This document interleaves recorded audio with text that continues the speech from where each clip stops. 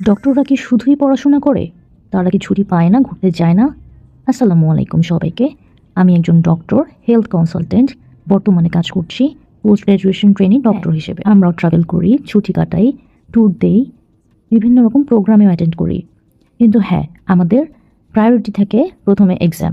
Exam শেষ হওয়ার পর, পড়াশোনা কমপ্লিট করার পর, তখন আমরা ফ্রি মাইন্ডেড 1 দিন 2 দিন ইভেন 1 উইকও ছুটি কাটাতে পারি। এই যেমন আমি একটু গ্যাপ পেয়ে চলে গিয়েছিলাম আমার গ্রামের বাড়িতে। সুন্দর শান্ত সবুজ পরিবেশ, গাছপালা, পাখির ডাক। নদীর তীরে বসে ঠান্ডা বাতাস উপভোগ করার মতো স্বর্গীয় আনন্দ আর কিছুতেই হয় না। এখন যেহেতু গরমের সিজন অর্থাৎ সামার সিজন চলছে বাংলাদেশে, প্রতিটি বাড়িতে বাড়িতেই দেখছিলাম আম, কাঁঠাল, পেয়ারা, জাম্বুরা ঝুলছে। যারা নিয়মিত ছুটি কাটায় তাদের দেখা যায় স্ট্রেস লেভেল অনেকটাই নিয়ন্ত্রণে থাকে, বিষণ্ণতার হারও কমে যায়। একটা গবেষণায় এসেছে যেসব মানুষ প্রতি বছর নিয়মিত ছুটি কাটাতেন তাদের হার্ট অ্যাটাকে মারা যাওয়ার ঝুঁকি 32% কম ছিল। Happy learning.